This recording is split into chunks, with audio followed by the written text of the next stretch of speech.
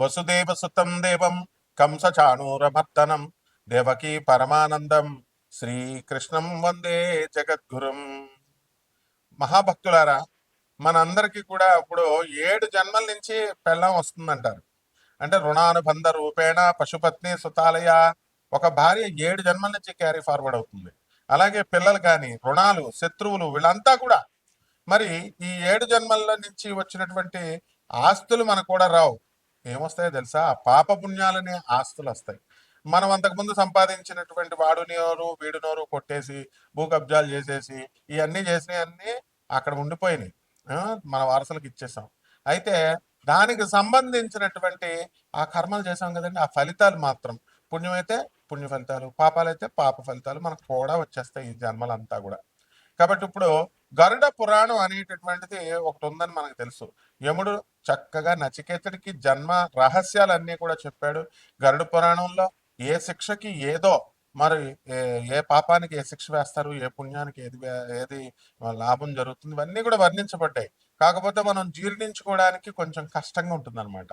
ఇప్పుడు చూడండి, మనకి లాస్ట్ 7 జన్మల నుంచి మనం కనుక తీసుకుంటే కనుక మనము భార్య అనేటటువంటి ఆవిడ ఎందుకు వస్తుందంటే మనకు పాపం సేవ చేస్తుందండి. పాపం మనం వాళ్ళ చేత సేవలు చేపించుకున్నాం, అందువల్ల ఆమె భార్య రూపంలో వస్తుంది. పిల్లలు ఎవరండి? అప్పులు ఎగ్గొట్టేసాం మనం, అప్పులోళ్లే మన పిల్లలు. అందుకే వాళ్ళని శుభ్రంగా చదివేస్తాం, బ్రహ్మాండంగా పెంచుతాం, పెద్ద చేస్తాం. వాళ్ళకి అన్నీ ఇచ్చిన తర్వాత మనకి చితి పెట్టించుకుంటాం వాళ్ళ చేత. ఆ మధ్యలో వాళ్ళు ఏం చేస్తారండి? భార్య పిల్లలు వచ్చిన తర్వాత వాళ్ళు ముందుకు వెళ్ళిపోతారు వాళ్ళు. కాబట్టి ఇది తప్పు కాదండి, ఇది ప్రకృతి ధర్మం. ప్రకృతి ధర్మం ఏంటంటే ముందు చూపు చూడాలి. ముందు వాళ్ళకి పుట్టినటువంటి సంతానాలు చూస్తారు కానీ వెనక్కి చూడరు. వెనకగా వాళ్ళ తల్లిదండ్రులని, వాళ్ళని, తాతల్ని వాళ్ళ చూడరు అనమాట. కాబట్టి మనము ఎవరి అయితే మనము ఈ ఈ యొక్క స్త్రీలని మనం అవమానిస్తామో అటువంటి వాళ్ళు పేడలో పురుగుగా పుడతాడని గరుడ పురాణం చెప్తుంది. ఎవరైతే అమాయకులైనటువంటి అబలులైనటువంటి వాళ్ళ మీద అత్యాచారాలు చేస్తామో, లేకపోతే వాళ్ళ యొక్క ధనాన్ని మనము లాగేసుకుంటామో, ఇవంతా కూడా మనం ఎలా పుడతామంటే దోమై పుడతాము అని చెప్తోంది గరుడ పురాణం. అలాగే మనము గురువుల్ని మనం సలహాలు ఇస్తాం, వెటకారం ఆడతాం. చిన్నప్పుడు మనం స్కూల్కి వెళ్ళినప్పుడు చూడండి, మాస్టర్ పాఠాలు చెప్తుంటే జోకులు వేస్తాం, సెటైర్లు వేస్తాం.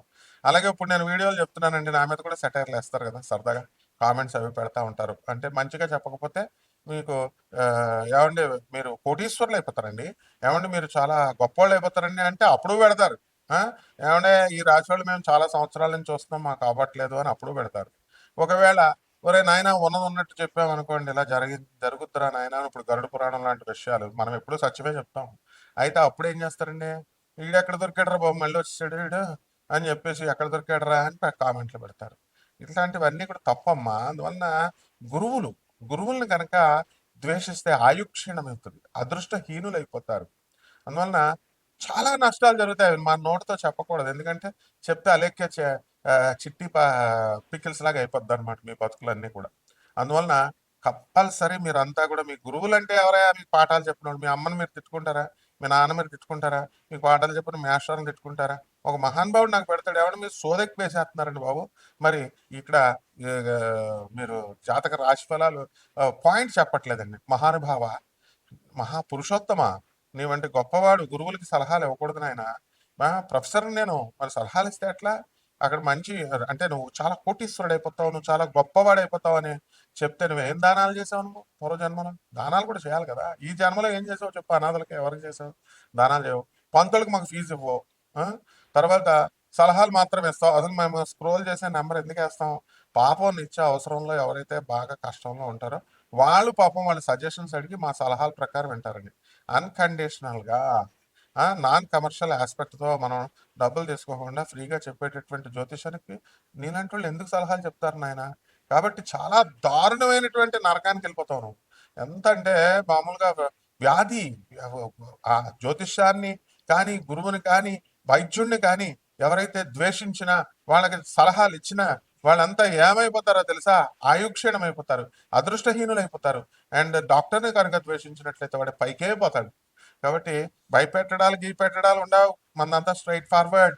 కాబట్టి ఈ యొక్క ఎవ్వరి అయితే పుస్తకాలు దొబ్బేస్తారు చాలా మంది చూడండి. దొంగ పువ్వులు దొబ్బేస్తారండి. తెల్లారుజామున 5:00కల్లా లేచి పాపం ఓనర్ చెట్లు పోసుకొని, నీళ్లు పోసుకొని చెట్లు అంతా చేస్తే కవర్లు వేసుకొచ్చి వాకింగ్ అని చెప్పి వాళ్ళు మొత్తం అసలు ఓనర్‌కి 2 పువ్వులు వచ్చినట్టు మొత్తం కోసేస్తారు. అప్పుడు ఏమవుతుందో తెలుసా అండి?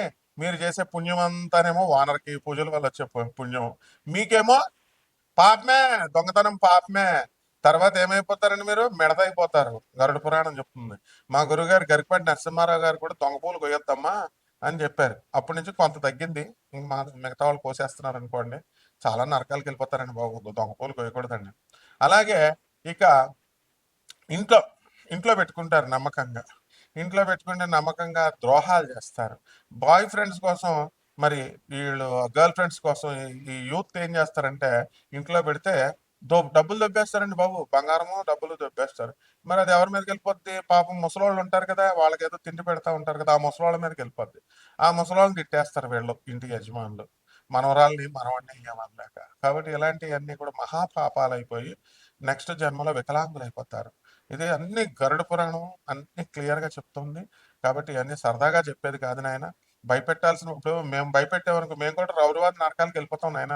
భయపెట్టేది లేదు. ఉన్నది ఉన్నట్టు చెప్పకపోతే రౌరవాది నరకాలే మాకైనా సరే. కాబట్టి యూట్యూబ్ లో ఉన్నటువంటి మహానుభావులు మొత్తం జ్యోతిష్యం చెప్పేటటువంటి వాళ్ళు, ప్రవచనాలు చెప్పేటటువంటి వాళ్ళు ఎంతో కష్టపడి ఎంతో పరిశ్రమించి రోజులు రోజులు పుస్తకాలు బట్టీలు కొట్టి చిన్నప్పటి నుంచి గురువుగారు పాళ్ళు పిసికి అన్ని నగ్న సత్యాలు చెప్తున్నారు నాయన. నగ్న సత్యాలు చెప్తున్నారు. కాబట్టి వాళ్ళు అలా చెప్పలేదనుకోండి రౌరవాద నరకానికి వెళ్ళిపోతారు వాళ్ళు కూడా. కాబట్టి ఈ విషయాల్లో చాలా జాగ్రత్తగా ఉండాలా. గరుడ పురాణంలో ఎవరి అన్నం అయితే మనం దొబ్బేస్తామో అటువంటి వాళ్ళు మనం అన్నం లేకుండా నెక్స్ట్ జన్మలో చాలా బాధపడతాం. అంటే అన్నం అంటే అన్నం ప్లేట్ కాదండి దొబ్బేయడం. అవతల వాడి యొక్క శ్రమను దోచుకోవడం. అవతల వాడికి వాడు కష్టపడి సంపాదించుకుంటాడండి ఇల్లు. కొంతమంది రాజకీయ నాయకులు, రౌడీ షీటర్లు, చెడ్డోళ్ళు ఉంటారు కదా, వాళ్ళు దొబ్బేస్తారు కదండి స్థలాలు అవన్నీ. వాళ్ళకి నెక్స్ట్ జన్మలో ఫుడ్ ఉండదండి. కాబట్టి అందుకనే రౌడీ షీటర్లు చూడండి ఈ జన్మలోనే ఫటాల్ కత్తి పట్టుకునేవాడు కత్తితోనే పోతాడు. నయీం ఏమైపోయాడండి? మన కళ్ళ ముందు నయీం అయిపోయాడు. బోడు మందిని చూసాం మనం ఇలాంటి వాళ్ళందరినీ గోండాల్ని.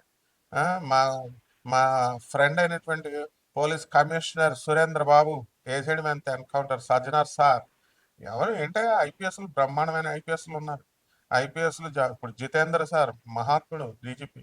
మరి వీళ్ళంతా ఉండగా మనం పిచ్చేషాలు వేస్తే మనం రక్షించుకోవాలి. చక్కగా మన ధర్మాన్ని, ఎథిక్స్ని, మారల్స్ని రక్షించుకోవాలి నాయన, రక్షించుకోవాలి. కాబట్టి అధర్మం పాలు చేయకండి. చక్కగా ధర్మం కోసం వీళ్ళు చెప్పేటటువంటి ప్రవచనాలన్నీ వినండి.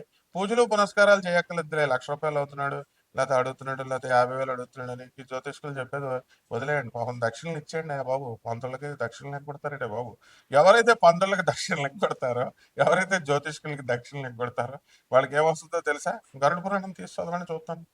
బ్రాహ్మణ చెప్పేది వినకపోయినా. బ్రాహ్మణ అంటే ఏంటండి? బ్రాహ్మణ క్యాష్ కాదండి బాబు. బ్రాహ్మణ అంటే బ్రహ్మజ్ఞానాంతో బ్రాహ్మణ. ఎవరైతే నీ మంచి కోసం చెప్పేటటువంటి వాడు, గురుస్థానంలో ఉండి చెప్పేటటువంటి వాడు, దత్తాత్రేయుడు అవతారం వాడు, అటువంటి వాళ్ళు కనుక చెప్పింది కనుక వినకపోతే నువ్వేమైపోతావు అంటే రౌరవాది నరకాలకు వెళ్ళిపోతావు అని చెప్తోంది. రౌరవాది నరకం అంటే అల్టిమేట్ అనమాట. ఇంకా ఇవన్నీ నరకాలు ఉన్నాయండి లేవండి అని వితండవాదం చేసే వాళ్ళకి ఈ జన్మలో లాస్ట్ రోజులు కూడా అవసరం లేదు. స్టార్టింగ్ లో పెరాలసిస్ వచ్చేస్తుంది. గరుడ పురాణం అంటేనే అంతేనండి బాబు. భయం భయం భయం. అందుకే ఇంట్లో గరుడ పురాణం ఎవడో పెట్టుకోడు. దానికి భయం వేసి ఏంటి తప్పులు చేయాల్సి వస్తుంది. తప్పులు చేస్తే ఈ సెక్షన్ గరుడ పురాణంలో ఉంటది. కానీ అందుకని ఏం చెప్తారు సెంటిమెంట్ కింద? ప్రజలు చాలా తెలివైన వాళ్ళు కదా, ఏమండి బాబు చచ్చిపోయిన వాళ్ళు చచ్చిపోతారు, గరుడ పురాణం ఇంట్లో పెట్టుకోకూడదని అంటారు. నో, దానికోసం కాదు. ప్రతి వాడి ఇంట్లో కూడా గరుడ పురాణం పెట్టారు. It is like an IPC section, Indian penal code లాంటిది. మరి అలాంటిది మీ దగ్గర ఉండాలి. కంపల్సరీ గరుడ పురాణం తెచ్చుకోండి, మీ ఇంట్లో పెట్టుకోండి. దీని ప్రకారం ఈ పూర్వజన్మల కర్మల ప్రకారం మనందరం చేసినటువంటి 7 జన్మలని తీసుకుందాం. మరి దాని యొక్క ప్రభావాలన్నీ కూడా ఈ రాశుల మీద నక్షత్రాల రూపంలో, మళ్ళీ అలాగే ఈ యొక్క గ్రహాల రూపంలో మనకి చూపిస్తాయి. ఈ 2025వ సంవత్సరం అంతా కూడా ఇవి మనం చేసినటువంటి పాపాలను బట్టి ఏ రాశుల వాళ్ళని ఎలా ఇబ్బంది పెడతాయి అన్నది మనం ఈ వీడియోలో తెలుసుకుందాం. ఒక్కొక్క రాశికి విడివిడిగా చూడండి. గరుడ పురాణం ప్రకారం మన యొక్క 7 జన్మల ఈ పాపాల ఫలితంగా మనకి ఏం వస్తున్నాయి ఈ వృషభ రాశి వాళ్ళకి 2025వ సంవత్సరంలో మనం చూసుకోవాలా. మనము పోతులూరు వీరబ్రహ్మేంద్ర స్వామి వారు చెప్పారు దగ్గర పడుతున్నాం కలియుగం అని. తర్వాత ఆ ధర్మంలో అన్ని కూడా యాటిట్యూడ్ అంతా కూడా మార్చుకోకపోతే we have to pay a lot అన్నమాట. సో మనము ఈ యొక్క 7 జన్మల్లో మనం చేసుకున్నటువంటి అక్యుములేటెడ్ పాపాల వల్ల మనకి ఇన్కమ్స్ మీద ఈ వృషభ రాశి వాళ్ళకి దెబ్బ పడడం లేదండి. డబ్బులు బాగా వస్తాయి. వాడు పాపాత్ముడైనా పాపాలు చేసినా సరే డబ్బుల విషయంలో ఏముండదు. అండ్ మనకి బంధువులు ఉంటారు. ఈ యొక్క ఫ్రెండ్స్ ఉంటారు. వీళ్ళంతా కూడా వీళ్ళకి మనం ఏం చేయాలంటే అంటే వీళ్ళకి మనం జాగ్రత్తగా విందు వినోద కార్యక్రమాల్లో పాల్గొంటారు. ఒక ఈ వృషభ రాశి వాళ్ళు ఎప్పుడైనా సరే చూడండి వీళ్ళకి స్త్రీల నుంచి సమస్యలు అనేటటువంటివి ఉంటాయి. స్త్రీల నుంచి సమస్యలు అంటే ఎక్కడికో ఆలోచించకండి, ఏదో అక్రమ సంబంధాలను అలాంటివి కాదు. ఇప్పుడు కిరాణా షాప్ రన్ చేస్తున్నాడండి, అరువు అరువు అడుగుతారు. అడిగితే పోన్లే ఆడతలే కదా అని ఇచ్చేస్తాడు. దీనికి పెద్దగా చెలవల పొలవలుగా ఆలోచించకూడదు. ఇలా ఆలోచించేటటువంటి వాళ్ళు, తమను తాము నమ్మనటువంటి వాళ్ళు, గురువులు చెప్పేది నమ్మనటువంటి వాళ్ళు, వీళ్ళంతా రాహుగా వస్తాడు.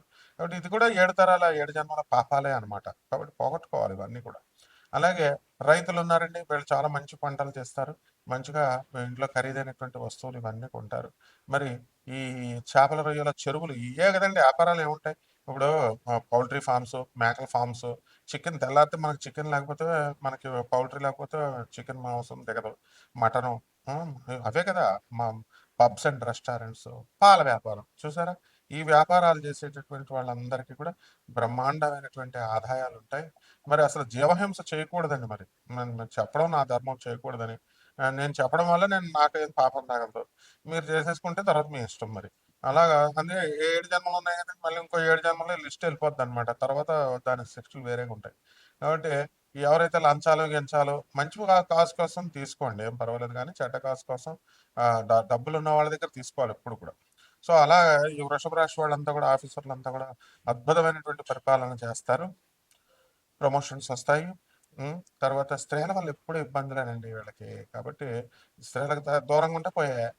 తర్వాత ఇందులో భార్యాభర్తల మధ్య అప్పుడు కొట్లాట్లు ఎందుకు వస్తాయండి? 7 జన్మలు పాపాలండి బాబు, పాపాలు. మనమేమి దానాలు చేయాలండి, విపరీతమైన దానాలు చేయాలి. ఇప్పుడు ₹1,00,000 మీకు వస్తున్నాయి అనుకోండి, అందులో 20,000 దానం చేశారు. అయ్యి బాబో 20,000 అంటే అలా అనుకోకూడదండి బాబు. దానం అంతే చేసేసి మళ్ళీ ఆ రెసీట్ పట్టుకెళ్ళి వరుసపెట్టి, ఇదిగో నేను దానం చేశాను, నేను దానం చేశానని ఊరంతా చూపించకూడదు. ఎడం చేత్తో చేసిన దానం కుడి చేత్తో తెలియకూడదు, కుడి చేత్తో చేసిన దానం ఎడ చేత్తో తెలియకూడదు. అంత సీక్రెట్గా చేయాలి మంచి పనులు. అప్పుడు మీకు కృష్ణుడు అభిమానిస్తాడు. తర్వాత ఈ యొక్క ఇది మిమ్మల్ని ఇన్స్పైర్ చేయడానికి, మీకున్నటువంటి కష్టాలని నుంచి మిమ్మల్ని దాటవేయడానికి చెప్పబడేటటువంటి రాశి ఫలాల క్లాస్ రూమ్ ఇది. అంతేగాని ఫ్రీగా జాతకాలు చెప్పించుకోవడానికి, ఫ్రీగా దానికి కాదు. It's like a skeleton idea we are giving. దానికోసం ఏమండి మీరు సుత్తు ఎక్కువ కొడతారండి, మీరు పాయింట్ చెప్పరండి అనేటటువంటి వాళ్ళకి మేము ఫ్రీగా ఆస్ట్రాలజీ సర్వీసెస్ నాన్ కమర్షియల్ బేసిస్తో ఇస్తున్నాం. So you can give your date of birth and all, and you can avail those services. And how dare you are to give me advices when I'm being the professor? You're not supposed to do that. నువ్వు నీ గురువులు ఉన్నారా? చిన్నప్పటి నీకు ఏమైనా గురువులు సేవలు చేసావు? నేను చేశాను. అడుగు. ఇప్పుడు ఉన్నటువంటి ఆంధ్రదేశంలో, తెలంగాణలో, మొత్తం భారతదేశంలో ఉన్నటువంటి గురువులు కాళ్ళు పిసికాను నేను. సో మీ మంచి కోరి నేను చెప్తున్నాను అనమాట. వృషభ రాశి వాళ్ళంతా కూడా చాలా బాగుంది. And you have to work hard. ముందు దానాలు చేయాలి బాగా. ఇక పరిహారాల దగ్గరికి వచ్చేసరికి, ఇప్పుడు మనం చెప్పాం కదా, ఈ 7 జన్మల ఇది దేవతా వృక్షాలకి they can suck your evil effects you know. So రావి చెట్టు చుట్టూ తిరగండి. అండ్ యునో దిస్ వృషభ రాశి వారందరికీ కూడా అర్ధాశ్రమ కేతు రన్ అవుతాడు మే 29th 2025 నుంచి. So you have to observe some fastings and all, and you have to give some prayers and all you know. So Ketu జపం చేయండి, కేతు స్తోత్రాలు చదవండి. కేతుకి కిలోంపావు ఉలవల్ని, ఆవుపేడ రంగు ఉన్నటువంటి వస్త్రాలను కానీ, లేదా మల్టీ కలర్డ్ వస్త్రాలను కానీ పేదవాళ్ళకి దానం చేయండి. And you know have to go round this peepal tree and no. అలా కనుక చేసినట్లయితే బ్రహ్మాండంగా. And if you are having if you need any advices, then you contact me, not to give suggestions, right? Thank you.